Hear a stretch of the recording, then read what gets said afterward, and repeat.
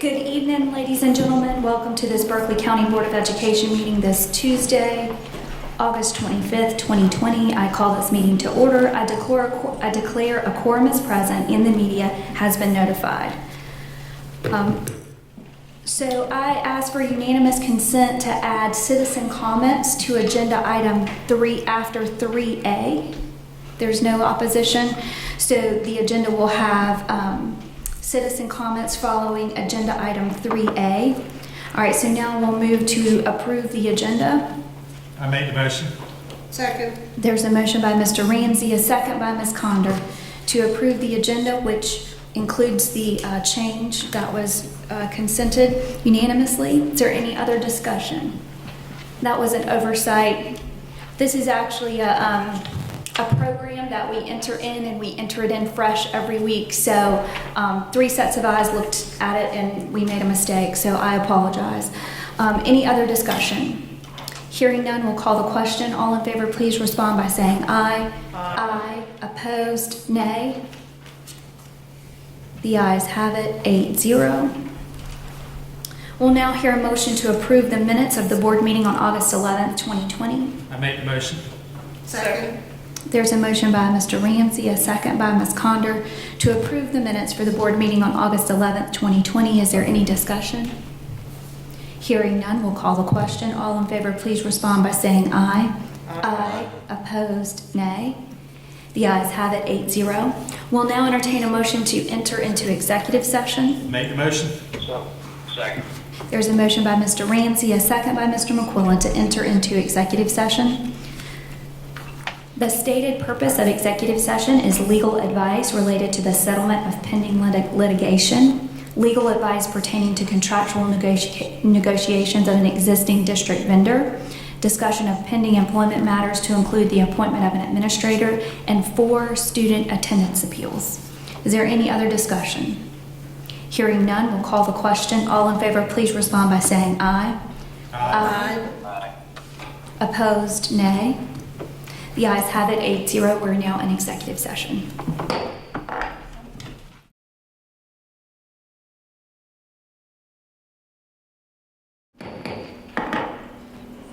We'll now entertain a motion to return to regular session. I made the motion. Second. There's a motion by Mr. Ramsey, a second by Ms. Bradley to return to regular session. I'd like to state for the minutes, no action was taken in executive session. Is there any further discussion? Hearing none, we'll call the question. All in favor, please respond by saying aye. Aye. Opposed, nay. The ayes have it, 9-0. We'll now move on to agenda item 3A, the Pledge of Allegiance, in a moment of silence.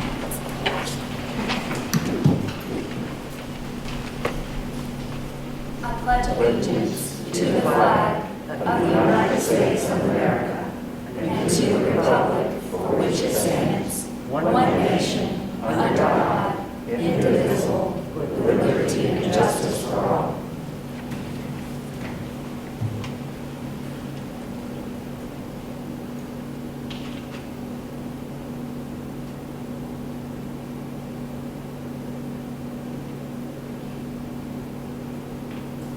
Please be seated.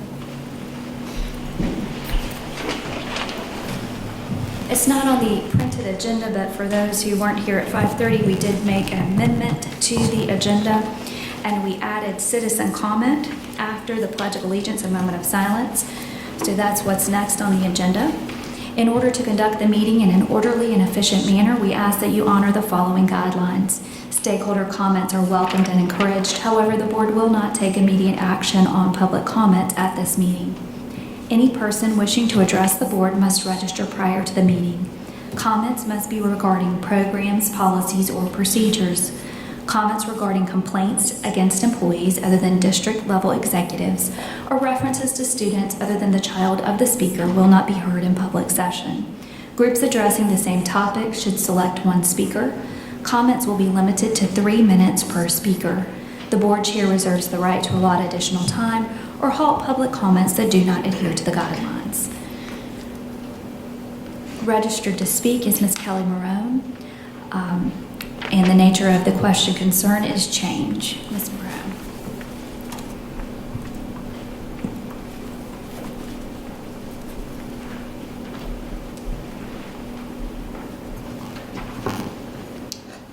Good evening. Empower all students for success is a statement that I'm confident each one of you are familiar with. Along with the words partnership, world-class knowledge, dynamic instruction, and personalized educational opportunities. It is very interesting how the above words are not consistent with the school district. Empower, to give someone the authority to do something. Partnership, 2 or more people. World-class, the best among the world. Dynamic, constant change or progress. Personalized, to meet individual requirements and opportunities, possibility to do something. I have spoken about distrust within the district, and it is apparent that the above words do not represent all of Berkeley County Schools. It is safe to say Berkeley County Schools District prioritizes in this order: students, teachers, parents, and stakeholders. Now I ask, are all students privileged to empowering personalized opportunities? Are all students prepared for world-class careers? Better yet, are all students prepared for the local top industries? Are all teachers empowered to have autonomy? Are all the dynamics communicated efficiently? Are all opportunities offered? Unfortunately, we all know the answer. No, it is not. Do we all have the potential to achieve the above? Yes, we can offer equality to all students. Why can't we have a Head Start program in a school to prevent closure? Better yet, why can't we turn a rural school into a magnet school? Why can't we have each employee feel like they work for a person and not an organization? Why can't we have parents who trust the intentions and the decisions of the school board and leadership? Why can't stakeholders have pride in their county and know decisions are for the best interest of all Berkeley County residents? Routinely, I would be standing here today with words of solutions. Today, I stand before you with actions to support your vision and mission, just as I am determined to achieve mine. We need to work together. Our children and district's future depends on it. Thank you. We'll now move on to agenda item 4A, action as required from executive session.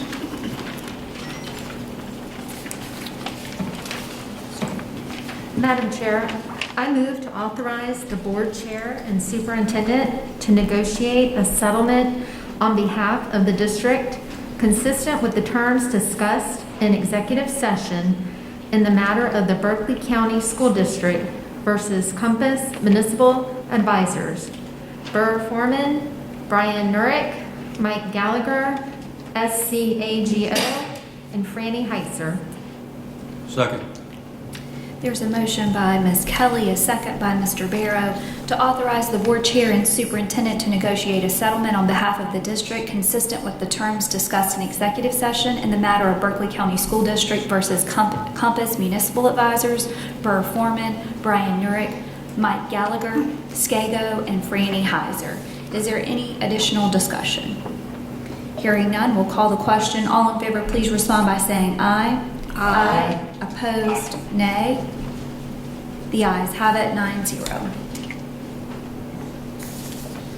Madam Chairman, I move to authorize the superintendent to enter a letter agreement for the services of Parker & Parker Consulting, LLC, with the Berkeley County School District Board of Education to advise the board and superintendent on the implementation of the master facility plan, to advise the superintendent and board regarding all construction issues, to assist with the development of prototype models at all levels for the school district, to assume the responsibility for advising the superintendent regarding the education adequacy of school construction, to assist the district and board on all land acquisition issues, and to advise the board and superintendent as needed as a consultant to the Board of Education for a 2-year term.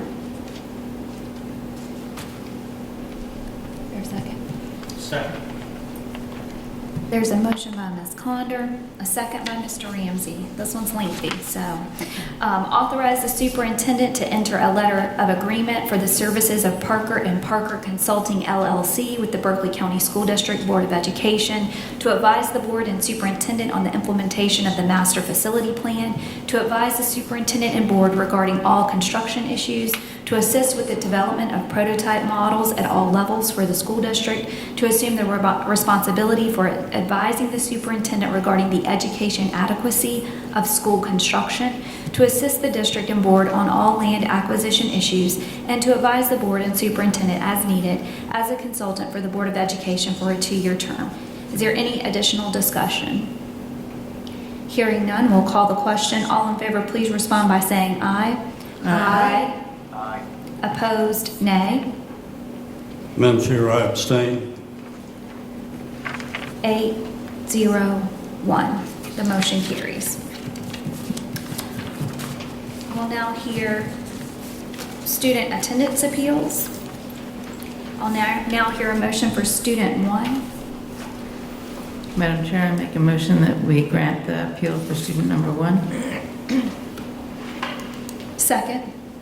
There's a motion by Ms. Littleton, a second by Walford to grant the appeal of student number 1. Is there any further discussion? Hearing none, we'll call the question. All in favor, please respond by saying aye. Aye. Opposed, nay. The ayes have it, 9-0. In the matter of student number 2,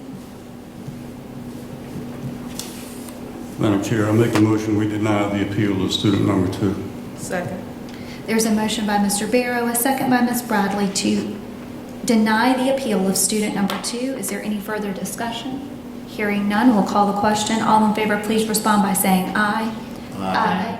Opposed, nay. Nay. The ayes have it, 8-1. We'll hear students 3 and 4 together. Madam Chair, I make a motion that we grant the appeal for students number 3 and 4. Second. There's a motion by Ms. Littleton, a second by Ms. Bradley to grant the appeal of students 3 and 4. Is there any further discussion? Hearing none, we'll call the question. All in favor, please respond by saying aye. Aye. Opposed, nay. 8-1. The ayes have it.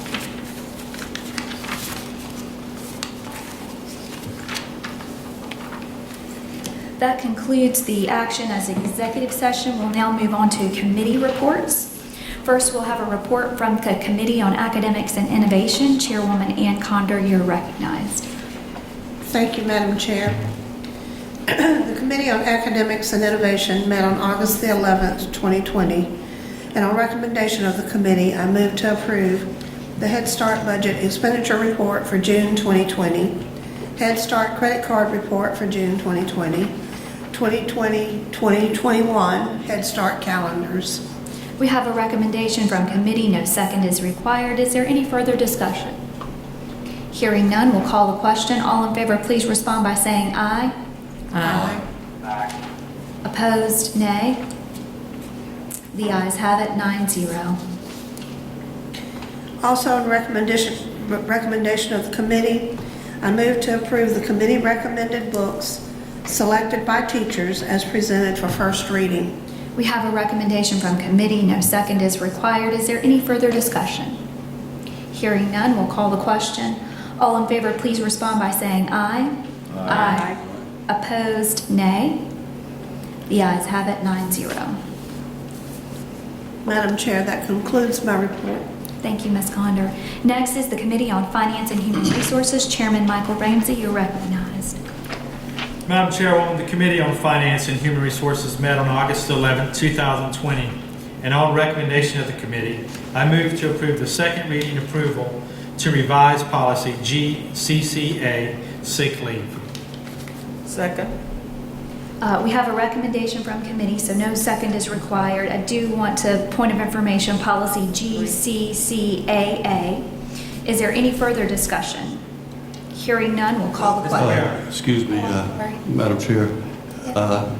You recall that we had a discussion about the catastrophic leave bank, and Madam Chair, I think you indicated that we would have to take this to legal counsel and find out if the proposal that we were talking about is something that we can do.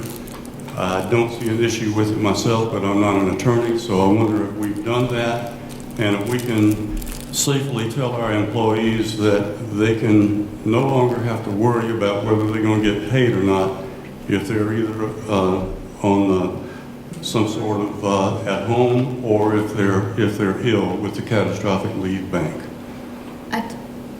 I don't know. We're going to put Dr. Whitley on the spot, and she was not here last time, but it's not a part of this revision that we're calling the question on.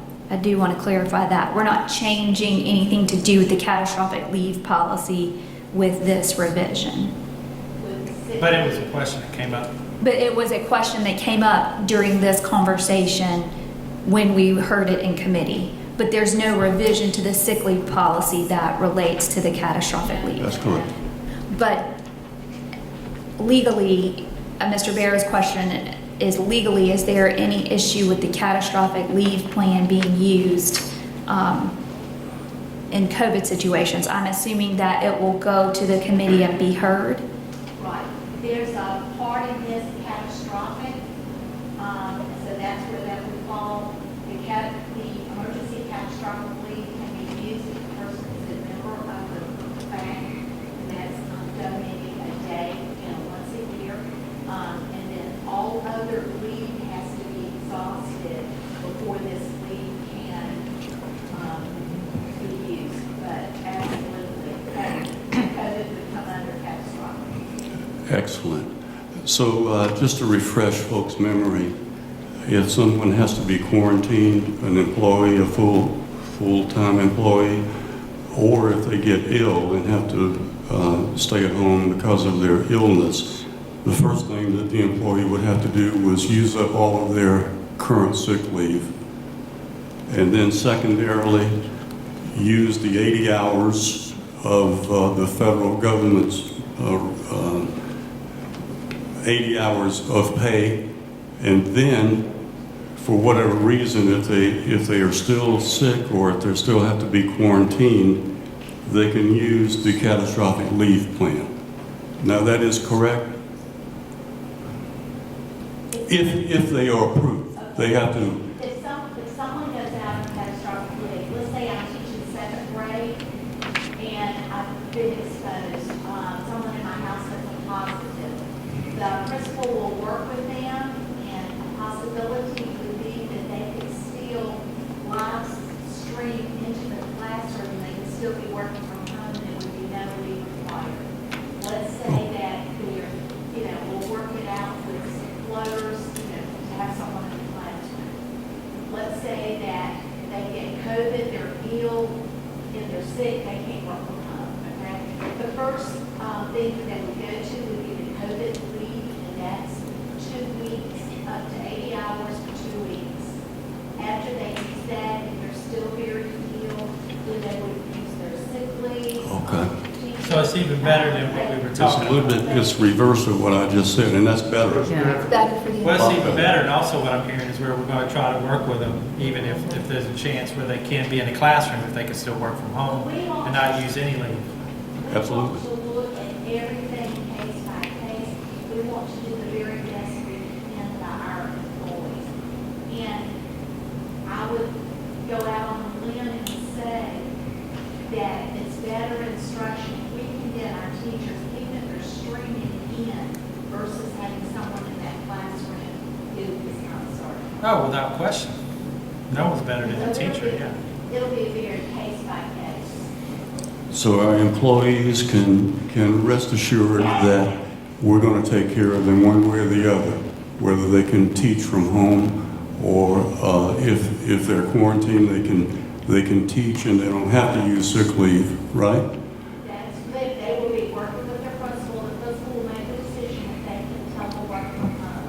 But certainly we're putting all those options out there. Excellent. Very closely with our administrators. Dr. Whitley, I appreciate your hard work on this and the dedication that you have to our employees. Thank you.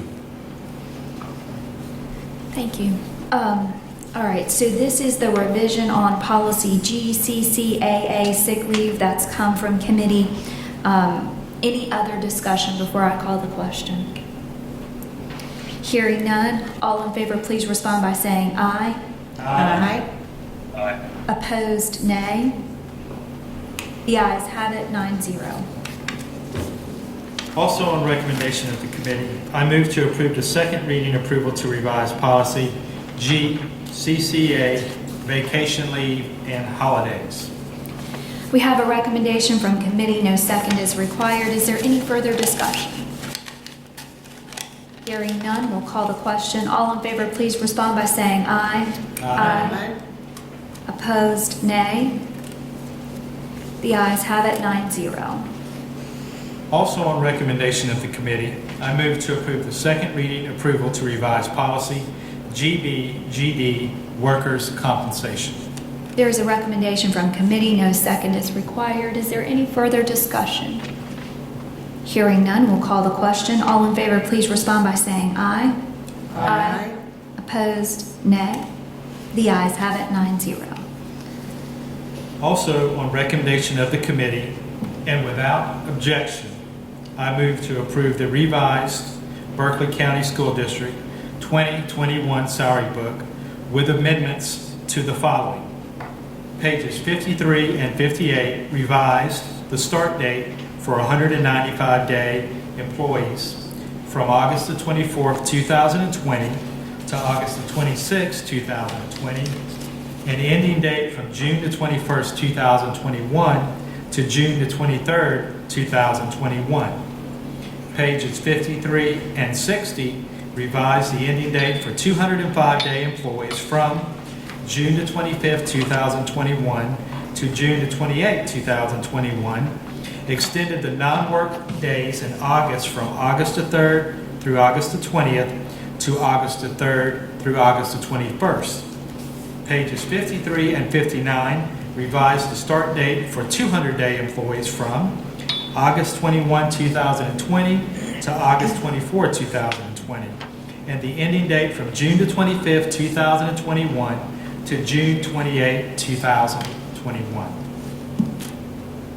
So those recommendations that Mr. Ramsey just read without objection were updates since the committee meeting. So no second is required if no one objects. Is there any further discussion about the salary books or these specific amendments from since committee met?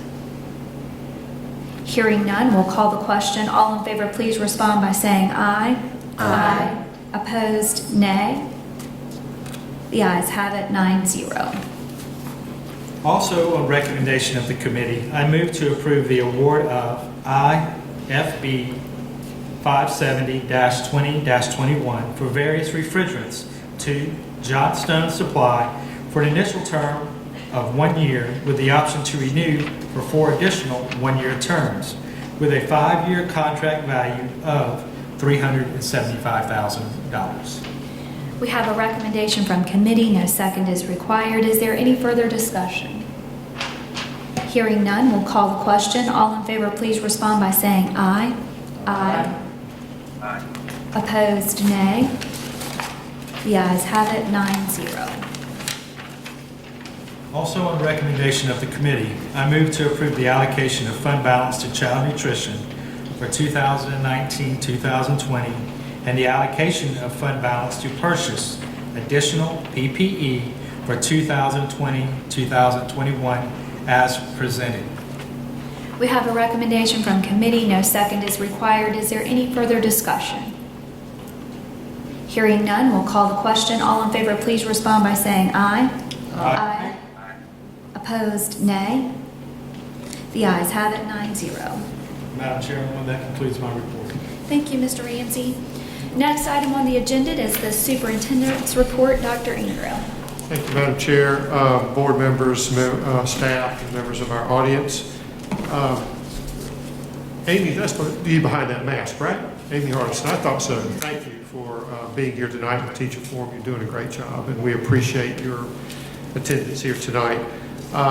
We did complete our LEAP program last week. I think it was a really good practice run for the opening of school. I'm pleased to report the unduplicated number tonight of 3,995 students, 421 staff. We had cabinet members that took the time to go out to various locations. I know that I went to Cane Bay Middle, snapped a photograph with the permission of the kids. I didn't post it anywhere because I just shouldn't do that. social distancing, wearing masks, good practices, so I feel really confident about that. Last time I brought some visual aids for PPE. I have some more.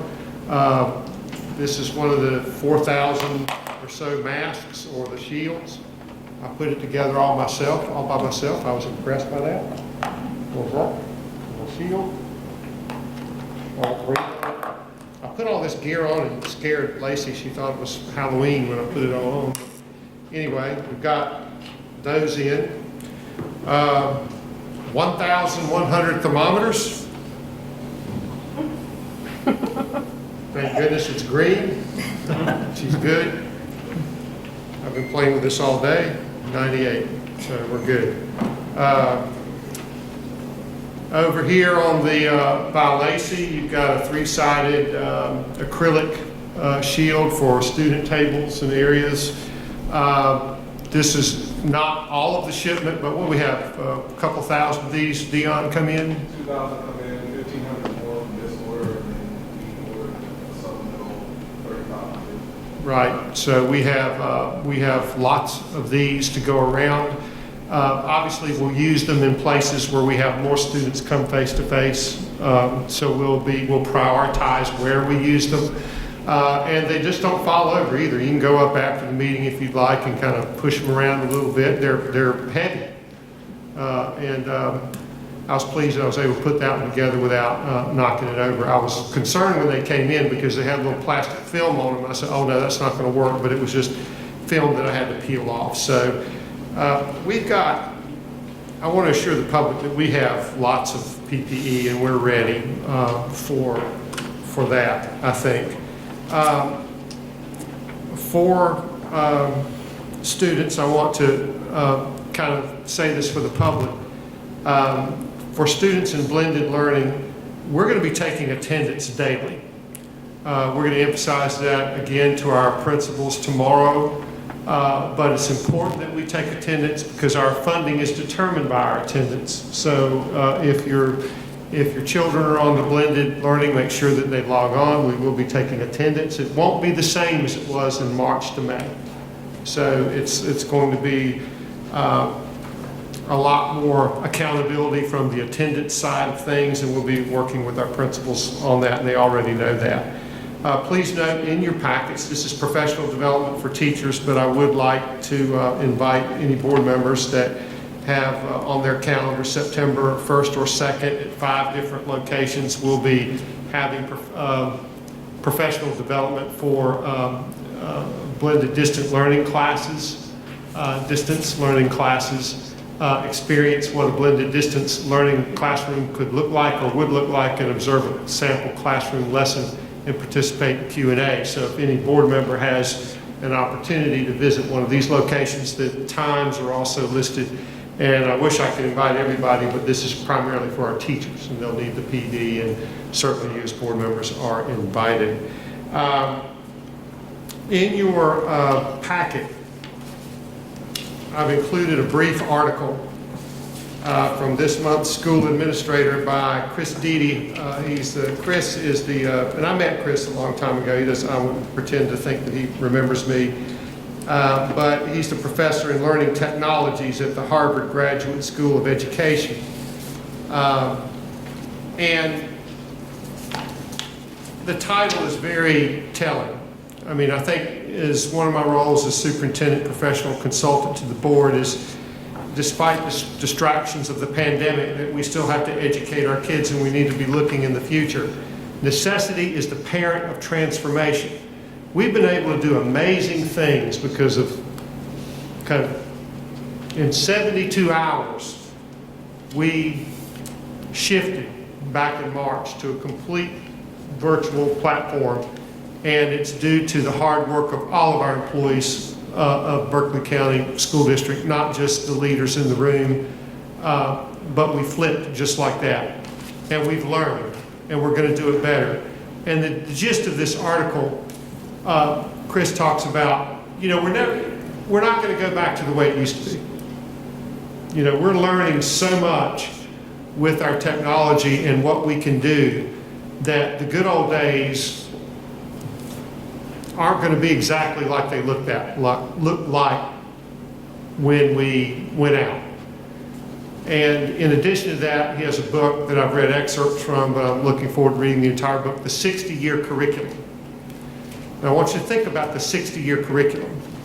Children who may be in kindergarten now can have a life expectancy of between 90 and 100 years, which means they may have to work until they're 75 years old before they can retire. This is of our youngsters that are born in 2020 and maybe our 5 and 6 year olds. So they're not only going to have to change jobs, they may have to change careers as they matriculate through life. For instance, a friend of mine, his bride, she was in advertising, and she felt like, well, advertising was good when I was in my 30s, but now I'm approaching my mid-50s and my late 50s, so she went back, got trained, and is now a mental health counselor. Because I guess when you have wisdom and when you have experience, you're received a little bit better when you're trying to give people mental health counseling. So I think that we have to prepare our kids, not just for jobs that don't exist yet, which is true, but that's a buzzword that everybody hears, or a buzz phrase. But I think we constantly have to work to be sure that we're preparing our kids through our work and life skills that they can adapt. And that's what we did during the COVID shutdown, and that's what we're doing now. And I want everybody to understand, it's going to be a little messy, okay? We're going to make mistakes. We're going to mess up. My own granddaughter she's not in this district, but she works in, she goes to school in a school district that's not going back till late October. So Sue was really nervous about it, you know, and trying to get on, but it worked, and the system didn't crash. And we're doing tests. We're concerned about everybody going on the internet at one time, but we're conducting tests to make sure we have enough bandwidth. But I want people to understand that it's not going to be perfect. We're going to make mistakes, but that's the only way to grow, get better, and become world class. And I'm confident that we have the people in this district to help that happen. So I invite you to read that short article. If you have a hankering to read such things, it's called The 60-Year Curriculum. I've read excerpts from it. It's really very good. But it maximizes technologies to help our kids, and we have to let go of unlearn some things. You know, unlearn the old paradigms that you go to school, you get your degree, you work for the same company for 50 years. That's just not true anymore. And we need to be prepared for a dynamic knowledge economy and what you do with what you know. So while we have discussed ad nauseum blended learning, virtual learning, face-to-face learning, social distancing, PPE, all kinds of things, I feel that I cannot take my eye off, or we cannot take our eyes off what the future holds for our children and what our core mission is. So I only offer this article as a small taste of what's to come. And with that, Madam Chair, I conclude my report for the evening. Dr. Room, could I ask you a couple of questions? Sure. What about hand sanitizers? We've talked a lot about PPE, but I haven't heard anything about hand sanitizers in the classrooms and in the buildings. Mr. Jackson is on top of that. We discussed that today. So, Mr. Jackson, I'd invite you to answer. Yes, sir. So with respect to hand sanitizer, I think hand sanitizer included at all the companies grade for PPE. Okay. So we do have hand sanitizer. In fact, we ordered enough hand sanitizer, 3,500 hand sanitizer dispensers. Wow, 3,500, okay. We distributed throughout the schools that we mounted and placed throughout the school, all 37 schools. In addition, we ordered hundreds of 2-liter pump bottles for hand sanitizer and separate Excellent. Somebody asked me to ask that, so that's why I did. But there's, Dr. Ingham, I talked with you yesterday about an issue about the DHEC new guidelines, revised guidelines, and they basically have said that a teacher, I don't know if we have any reason to adopt these issues, but they say that a teacher is a critical infrastructure employee and an essential worker. And it's my understanding, and I've read it, that if an employee comes in contact with a COVID positive person in school, and if that worker does not demonstrate any symptoms, then they should continue their job. They don't have to be quarantined.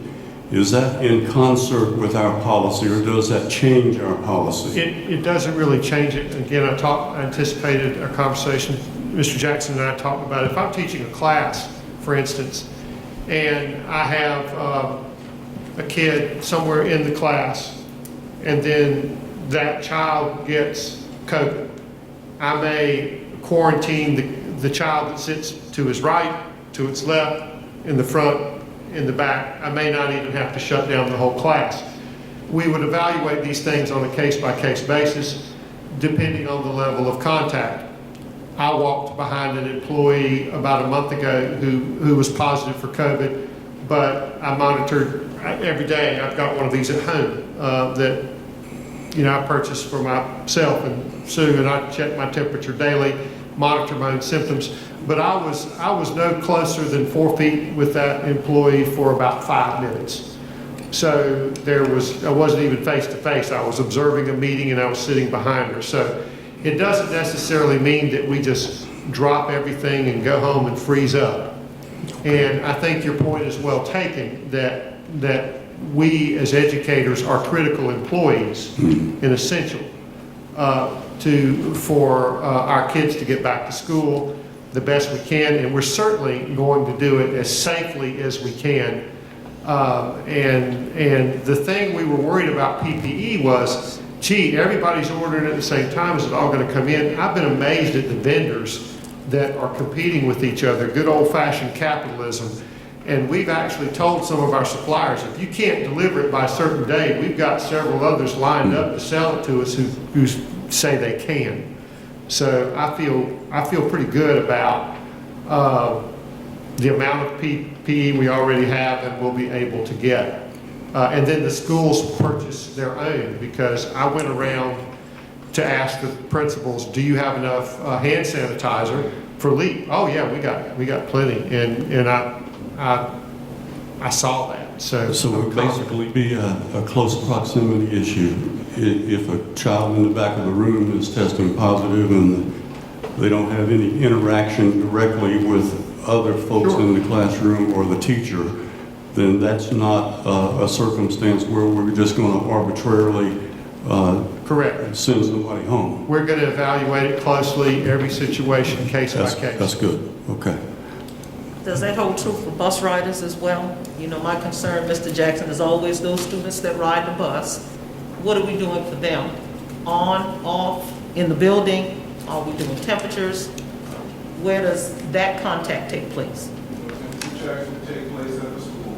But with respect to the bus, the State Department put in their own protocols and own requirements, and they are limiting capacity to 66%, 66.7% of capacity on the bus. Every bus will have a seating chart, and we'll have a seating chart in part because of this reason, so that we can monitor each situation as they arrive and deal with them on a case-by-case basis. So it will not be an entire bus that would need to be shut down and bus load of kids that would need to be quarantined. We've actually seen where the student was assigned to sit and check those students that are in the immediate proximity of that student and recommend quarantine for those students as opposed to the entire bus. Okay. Then that brings me back to the nurses. Are we going to equip them in some way, shape, or form? Does every school have a nurse or a nurse practitioner? How does that, is that still you? I see Dr. Ingram looking so. Yeah, that's Dion's area. Yes, ma'am, every school does have a nurse. Okay. All nurses will be equipped with the appropriate equipment, protective equipment. And nurses are a little bit different. They're used to operating in these types of environments. So they know how to protect themselves. And so they will actually come in contact with students that are suspected of having COVID, or those that are suspected of having COVID. They're responsible for that secondary evaluation and isolated. But they will have the appropriate protective equipment to do their job and do the job safely. Okay, just an arbitrary question, I guess it may be. In the classroom that you talked about, the nurse's station, custodian will go in and sanitize between uses. How's that going to take place? In the event that we have a student or that's suspected of displaying symptoms of COVID, elevated temperature, headache, whatever the case may be, we have a designated isolation area. That's strictly for those individuals that are suspected of displaying COVID symptoms. They may be positive. And so until that student's parents can become pick them up, they will remain in that isolation area. Once the student leaves, then yes, our custodians will be equipped with personal protective equipment, the proper sanitizing tools and solutions and equipment, and they will go in and sanitize that area, clean and sanitize the area so it will be safe in the event we have additional students that need it. Thank you, Mr. Jackson. One other question for Dr. Ingram. You didn't talk about school law. Your professional development Friday, Saturday. Oh, yeah, I didn't, did I? I'm sorry. Yeah, I attended a School Board Association School Law Conference virtually. We had some hiccups with the technology. Couldn't hear a couple of things, but it was informative, particularly with Title IX, and some of the, some was really more of a refresher than some. We had some COVID issues and some implications from COVID, that kind of thing. But it was Friday and then half a day on Saturday, and we missed out on the last session because Ms. Elmore's legislative update just didn't work, so they stopped the conference a little early. But thank you for reminding me, Ms. Bradley. Thanks, sir. Up next, the board chair report. Speaking of the School Board Association, the School Board Association meeting will be held on Friday, December the 4th. It will be held virtually, and they're asking that each district board name one delegate and one alternate. Mr. Ramsey has served with us on the School Board Association and has been our delegate in the past. Would you be willing to be the delegate? Does anyone else desire to be the delegate? Can anyone be the alternate for Mr. Ramsey if he's unable to attend? What are the dates? It's Friday, December the 4th. I can do that. You can do it, Kathy. All right, so Mr. Ramsey is going to be the delegate, and Ms. Littleton is going to be the alternate.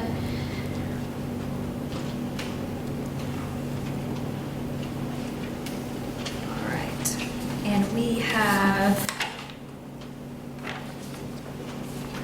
12 votes. Berkeley County is one of the bigger districts, and we have 12 votes. So Mr. Ramsey will have our 12 votes, and Ms. Littleton will be the alternate for the 12 votes.